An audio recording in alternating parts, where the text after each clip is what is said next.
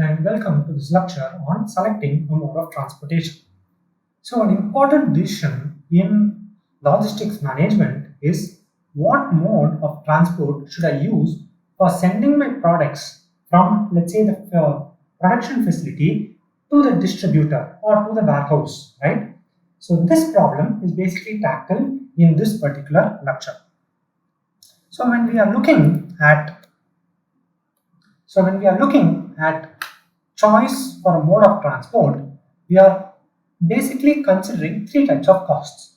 The first is the cost for transportation. So the cost that I will be charged for every unit that I send. The second is the cost for ordering. The cost that I will incur for every order that I have to process. And the cost for inventory, which is going to be the inventory that I generate because of a choice of a mode of transport. And we want a mode of transport that is going to reduce all of these three costs put together. And for this lecture, we will look at only at a deterministic environment, which means there are going to be no uncertainties. So we are not going to consider uncertainties either in the demand side or in the transportation side. Having said this, what is the cost of transportation, CFT?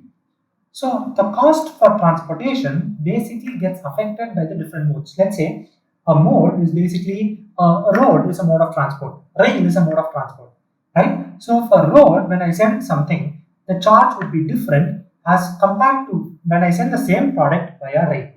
So this transportation cost gets affected by the item that is being sent and also for the distance that is being sent. Hence, the total quantity that is shipped would affect my cost for transportation. Let's say CT is the cost that I'm going to be charged for every item that I'm going to send for every amount of distance. So rupees per unit per distance. And if D is my demand that I have to meet and DT is the distance that I have to send the item to, the cost for transportation is basically going to be CT into D into DT. That is going to be the rupees that I would be charged for sending an item through a mode of transport, which is my CFT. The next is the cost for ordering. Now, when I am choosing a mode of transport, I will basically have to tell what amount I am going to send in that mode of transport at this particular time, right? So the lot size, basically the number of units that I am going to be sending in every order that I ship out, is going to be a crucial factor. Why? Because it's going to affect the number of times that I have to send something out. So the number of orders is basically the total demand that I have divided by the lot size that I'm going to send out a particular order. This lot size gets affected by my mode of transport. Why? The mode of transport might specify that I must at least send so much or I can maximum send so much. So those constraints would be present. So the mode of transport affects my lot size and hence it affects my cost for ordering. Let's say CO is the cost for ordering, cost whenever I place an order. So rupees per order. If D is my demand and Q is the lot size, the units that I send in every order, the number of orders that I'm going to incur is D by Q. And the cost for ordering is going to be C naught into this N. So number of orders into cost per order, which would be the cost for ordering. So CFO is C naught into N. Finally, the cost for inventory. Why does the inventory get affected by the mode of transport is the first question that we have to answer. The mode of transport affects my inventory because it affects two things. It affects my lot size. So it affects the cycle inventory that is there. Secondly, it affects my pipeline, which means if I'm going to take 2 days to send an item from point A to point B through a mode of transport, then those 2 days, those items are going to be in the pipeline, in transit. They will have to be given storage facilities for that. So that cost is going to come, which is called the pipeline inventory cost. So the pipeline inventory is basically going to be demand into lead time because the entirety of the demand that is going to be sent from A to B, point A to point B, is going to be in the pipeline and it's going to be for a time of the lead time. So demand into lead time is the pipeline inventory that we will have. Therefore, the mode of transport has a significant impact on my inventory that is being held in my system. Let's say CH is the cost of holding an inventory, the rupees per unit per time. D is the demand that I'm going to satisfy for the planning horizon.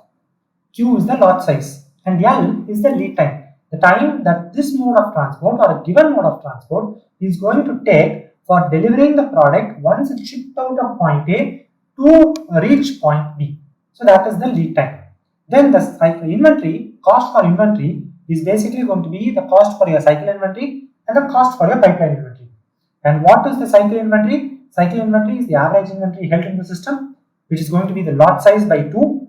And the pipeline inventory is the demand into the lead time, which is D into L.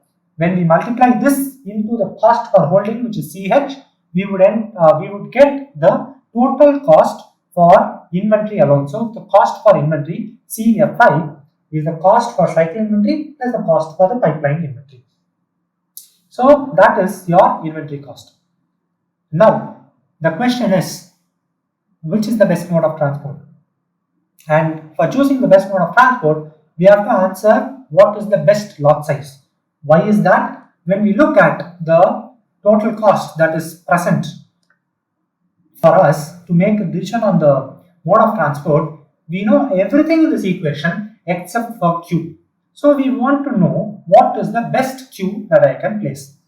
And for this, we use the exact same approach as the one that was discussed when developing the EOQ model, right? So in your inventory theory, when we developed the EOQ model, we were looking at the best lot size for reducing our inventory cost, ordering cost, and the material cost. Here, we are looking at the best lot size that will reduce our inventory cost, ordering cost, and the transportation cost, right? So the exact same approach will follow. So we will differentiate the TTC with respect to Q, and the first derivative when equated to 0 would give us the Q that would minimize this entire function.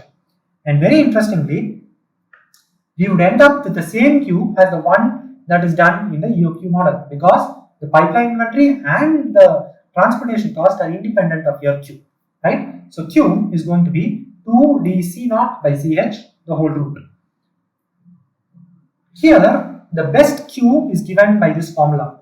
In many cases, what will happen is the mode of transport would specify the lot size that you have to carry. For example, you are shipping via rail, as an example, and you get a Q of, let's say, 700 units. But railway says, no, if you ship via me, you should use at least one entire coach, which means 1000 units has to be shipped. So you can't use 700, which is your best value. You will have to go for 1000, and hence the cost will also go up. And this brings us to the interesting question as to how these three costs and the total cost would look like with respect to the Q, which is the only variable parameter which is out of our control. Everything else is fixed. So if we draw a graph where we have lot size on the x-axis and cost on the y-axis, we see that the transportation cost is constant because it is independent of Q. So the transportation cost is D into the cost, so it is going to be fixed. The inventory cost is a linear function of your Q by 2 into H, right? So it's going to be a linear function, and hence it's going to linearly increase with increasing the lot size. On the other hand, the ordering cost is an inverse function, D by Q into CO. So the ordering cost is going to inversely decrease with your increasing in lot size. The sum of these three, which is the total cost, is originally going to be high, then it is going to drop, and then after a certain point it's going to start to increase. So we want this point where, so we are basically interested in this point where the total cost is minimum, and we want to operate at that particular point. So given different modes of transport, we want to find what is the best cost that the mode of transport can give to us given these three costs, and we want to choose a mode of transport which is having the minimum total cost. Another interesting point to note here is the total cost would give you a lot size, but we will have to think whether that lot size is practically feasible or not. What do I mean? Let's say we are ordering bottles for filling up some drink, let's say, and we get a total cost for which the Q is obtained as, let's say, 700.5. We cannot order 700 and a half bottle, right? We'll have to either choose 699 or 701. So at this point, practically it may not be feasible. So we will slightly shift on either side, and that will not have a significant impact on our total cost because it's almost flat here. So this is the behavior of our different cost components with respect to lot size when everything else is held a constant. With this, since we are talking about a mode of transport, let's look at a problem and apply whatever we have learned to solve that particular problem. I have posted the problem on screen. Please feel free to pause the video, read the problem, and then proceed further. So the given data in this problem can be summarized in the following table. We have been informed that we have two modes of transport, rail and road, for transporting the product from A to B. The demand is 1000. The distance when shipping by rail is going to be 30 kilometers and by road is going to be 32 kilometers. The lead time is 2 days for rail, 1 day for road. The transportation cost per unit is going to be 2 per unit per kilometer that rail transports, whereas for road it's going to be rupees 2 per unit per kilometer. Both are having the same. So the holding cost is going to be rupees 3 per unit per day, and it's again going to be the same for road as well. The ordering cost for rail is going to be 200 rupees for every order that I send, whereas for road it's going to be 750 rupees. Given this information, we would have to find which mode of transport should the company choose. Should I choose rail or should I choose road? So obviously for this, we need to find what is the total cost that I would get when operating at rail and what is the total cost that I will get when I'm operating with road. Once I found that, I just want to know what is the difference between the two, right? So that is question number 2. Let's solve this problem, and as a demo, I will solve the problem for rail, do all the computations for rail, and you can do a self work for road. So when we are looking at rail as a mode of transport,